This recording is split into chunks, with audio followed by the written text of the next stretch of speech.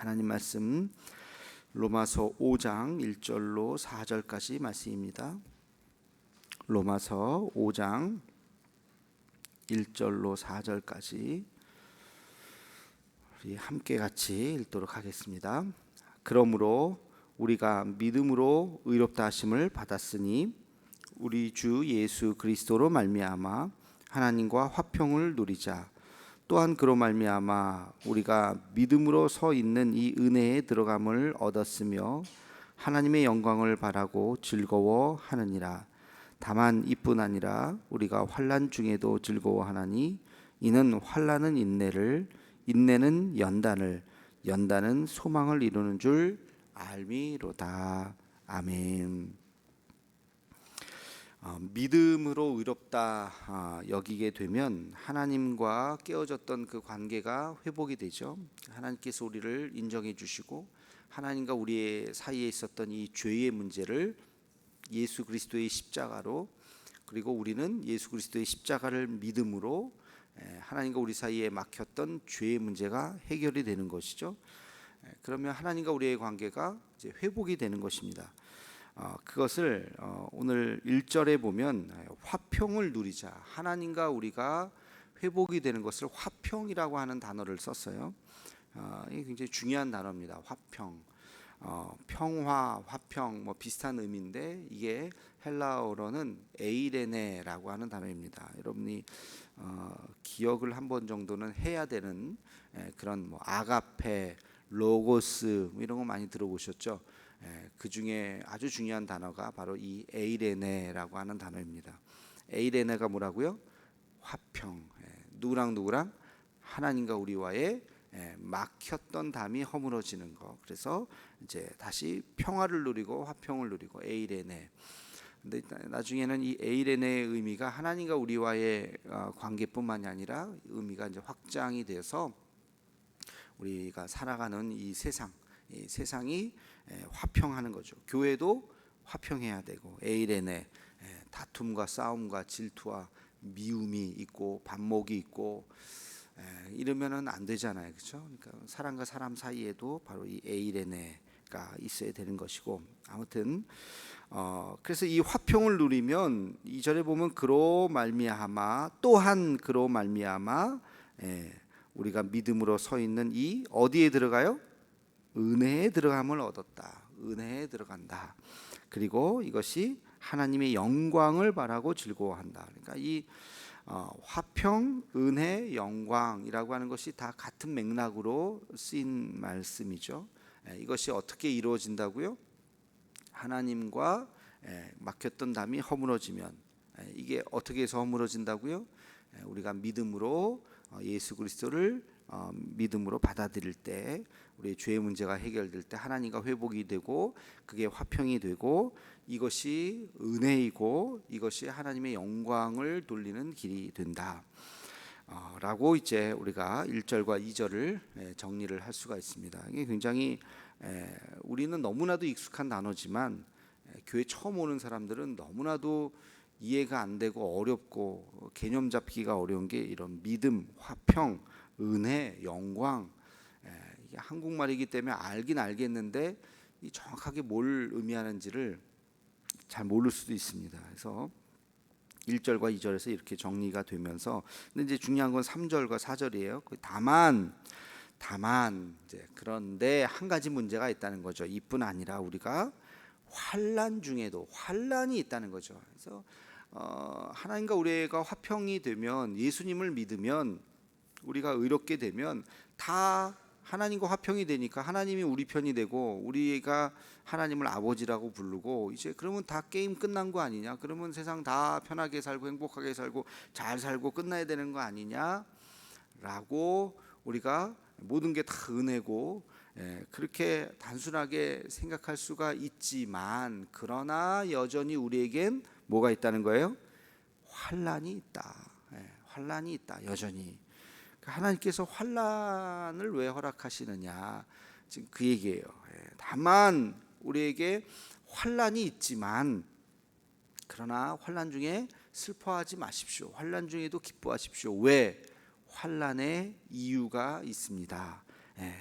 그 환난의 이유가 뭐예요? 환난은 인내를, 인내는 연단을, 연단은 소망을 이루는 줄 우리가 알기 때문에.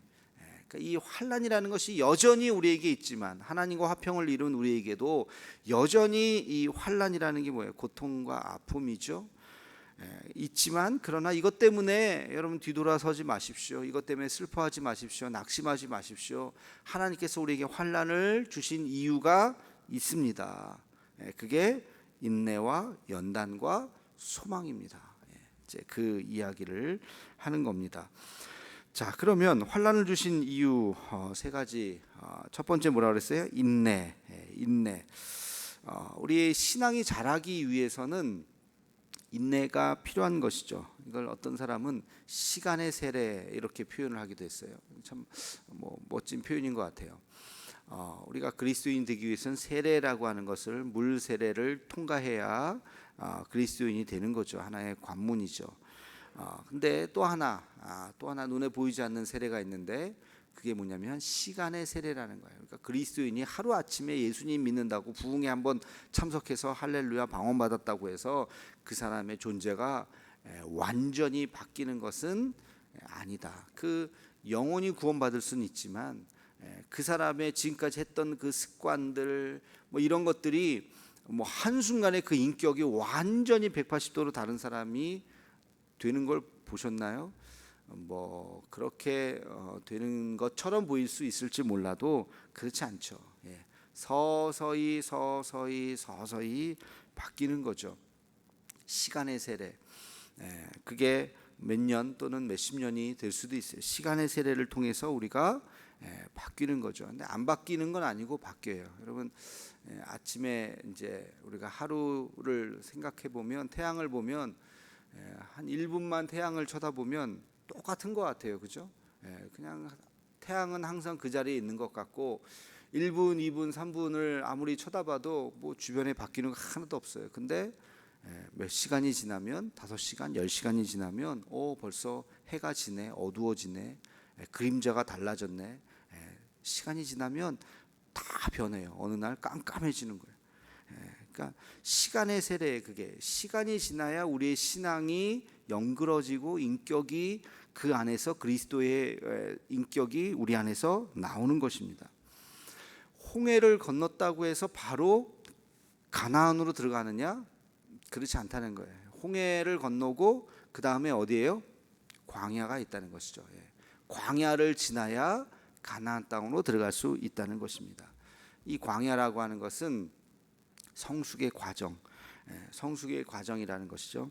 예수님의 40일의 금식을 통해서 공생애를 하시지만 바로 십자가로 그냥 공생이 시작하자마자 바로 십자가로 가지 않으셨잖아요.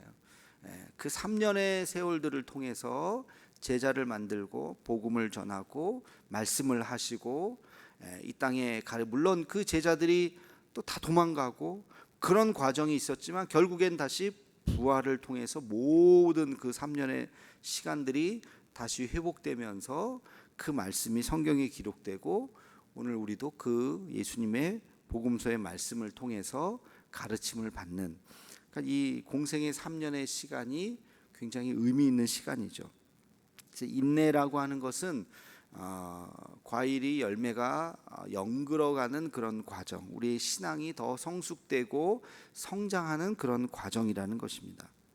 그래서 이 환난이라고 하는 것을 통해서 환난이 시간이 길 수 있죠. 지금도 어떻게 보면, 크게 보면 하나님께서 우리 인류, 우리 개인이 아니라, 이 코로나 사건은 어떤 한 특정한 개인이 아니잖아요. 그죠?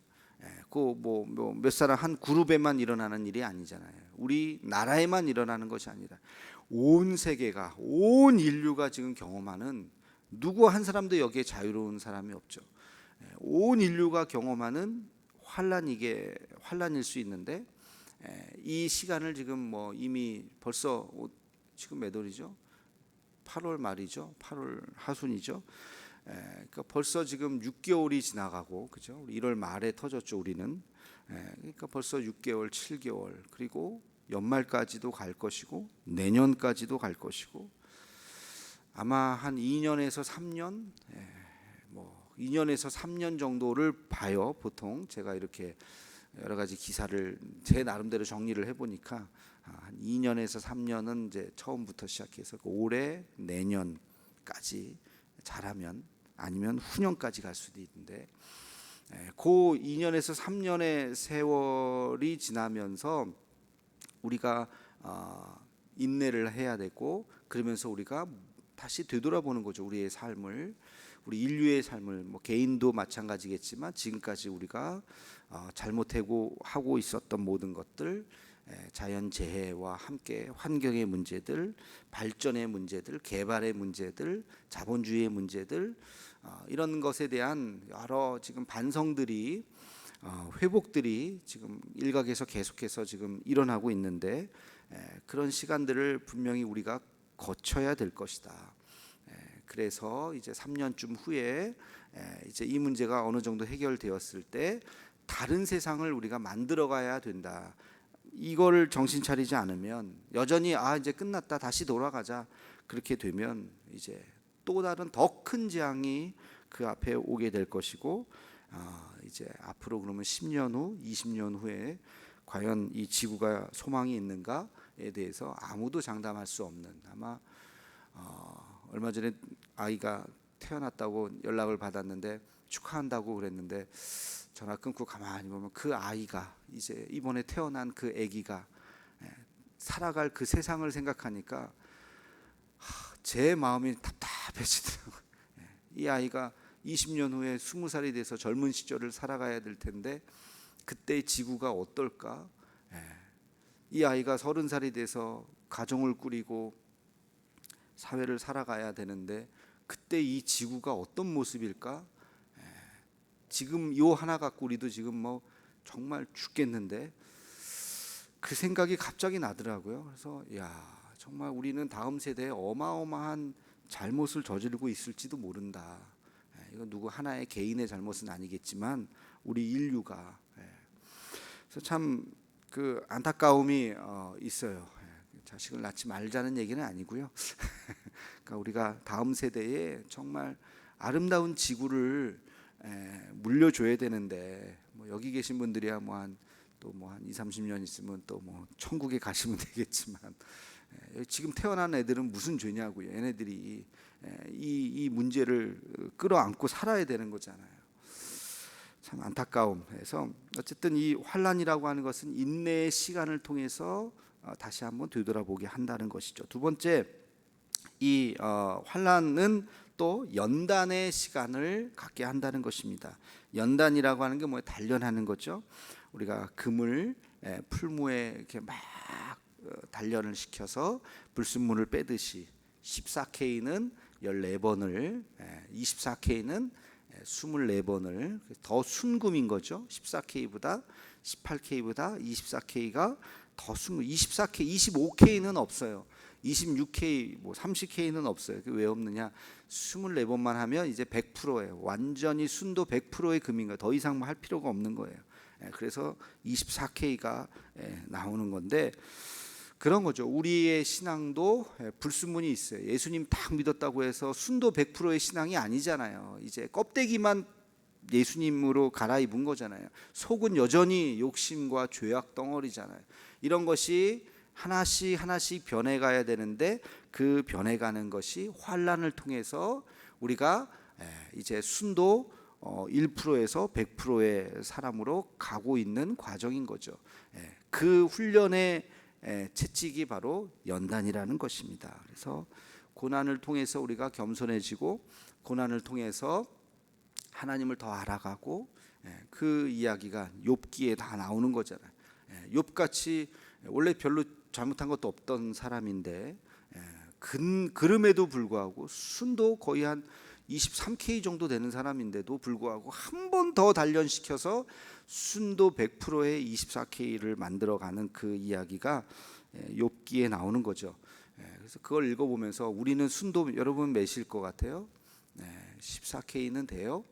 14K부터 금이죠. 근데 8K 그런 거는 저 보지는 안 했지만 이론적으로 4K 이런 게 혹시 있다면, 그 정도 금도 아닌 거죠. 여전히 그냥 우리는 흙덩이 있는, 더 단련을 받아서 우리 안에 욕심도 내려놓고 세상적인 마음도 내려놓고 미움도 내려놓고 정말 순결하게 주님을 따라갈 수 있는 그런 마음으로 점점 더 우리가 순도를 높여가야 되는데 가만히 있으면 안 된다는 거죠. 우리를 흔들고, 그래야 이 생각 저 생각도 하고 무릎 꿇고 어려움이 있어야 또 새벽에 나와서 또 울면서 또 기도하고, 그러면서 간절함이 내 마음속에서 막 토해져 나오고, 그러면서 하나님의 음성이 들리고 그러는 거죠.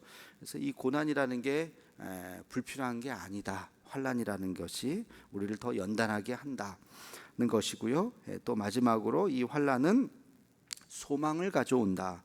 소망이라고 하는 것은 우리가 무엇을 해야 하는지를 알게 한다는 것입니다.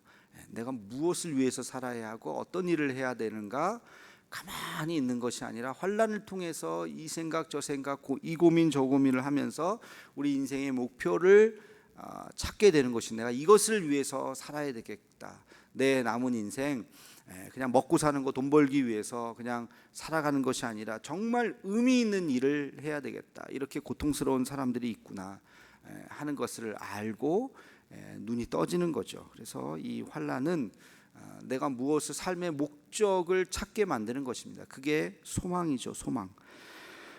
이 일들이 환난을 통해서 다 이루어지게 된다. 그러므로 환난은 의미 없는 것이 아니다. 더 큰 믿음을 위해서, 더 단단한 믿음을 위해서 환난은 필수다.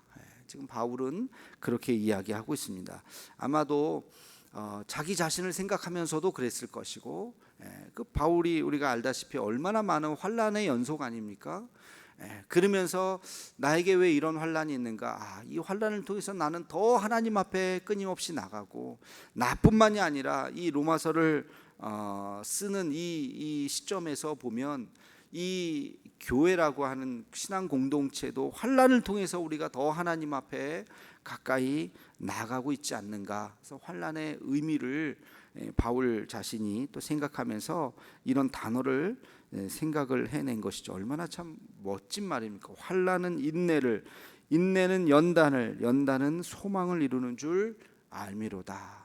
깨닫다는 것이죠. 이 깨달음, 우리도 우리의 삶에서 환난, 나한테 환난이 없었으면 좋겠다, 그런 생각은 하지 마시고, 환난이 없을 수는 없습니다. 환난이 없었으면 좋겠다 이 얘기는 그냥 나는 그냥 영혼만 구원받고 끝내겠다 하는 말하고 똑같은 거예요. 더 큰 신앙을 원한다면, 더 하나님 앞에 크게 쓰임 받기를 원한다면, 뭐 더 크게 쓰임 받는다기보다는 더 하나님 앞에 순도 있는 믿음으로 나아가기를 원한다면 하나님께서 하시는 방법은 환난이다. 그래서 이 환난을 잘 이겨나갈 수 있도록 지혜와 능력을 달라고 기도하는 것이 더 성숙한 기도다. 우리 자녀들도 마찬가지잖아요. 하나님, 우리 자녀 세상 사는 동안 한 번도 고생하지 않게 해주세요. 이거는 연약한 기도고요. 어떠한 어려움이 있더라도 이겨낼 수 있는 믿음을 주시옵소서. 이렇게 기도를 해야 할 것입니다. 우리 자신도 이 환난은 인내와 연단과 소망을 가져온다는 것을 알고 기도할 수 있는 우리 모두가 되기를 주의 이름으로 축원합니다. 기도하겠습니다. 사랑의 하나님, 우리가 하나님과 화평을 이루고 이제 남은 인생 살아갈 때에 기쁨과 감사가 넘치기를 원하지만 때때로 우리 삶에 고난과 또 환난이 있습니다. 하나님 아버지, 이 환난 가운데 우리가 좌절하고 낙심하고 쓰러지고 넘어지고 포기하는 것이 아니라 하나님, 이 가운데 우리가 잘 인내하고 또 연단받고 그리고 삶의 목적을 깨달을 수 있는 인내와 연단과 소망을 가질 수 있는 우리 모두의 이 환난의 시간들이 되게 하여 주옵소서. 온 인류가 코로나로 인해서 환난을 경험하고 있습니다. 잘 인내하게 도와주시고 포기하지 않게 도와주시고, 또 우리가 이것으로 연단받아서 더 순수한 우리의 믿음으로 나아갈 수 있게, 또 우리 교회도 그렇고 우리 개인도 그렇고 그런 깊이 있는 삶을 추구할 수 있게 도와주시며, 또 결국 이것을 통해서 우리가 무엇을 위해서 살아야 할지, 진정으로 우리가 산업화를 하면서 더 잘 살아보자고 외치면서 놓치고 있었던 것은 없는지, 더 큰 문제, 환경의 문제, 자연의 문제, 인간의 소외의 문제, 관계의 문제를 놓치고 있었던 것은 아닌지, 근본적인 삶의 반성이 온 인류에게 일어날 수 있도록 하나님 인도하여 주시옵소서. 이 환난을 잘 극복할 수 있도록 도와주시고, 이제 1년 후, 아니 2년 후에 새로운 우리 온 인류를 만들어 나갈 수 있는 우리 모두가 되게 하여 주시옵소서. 예수님의 이름으로 기도하옵나이다. 아멘.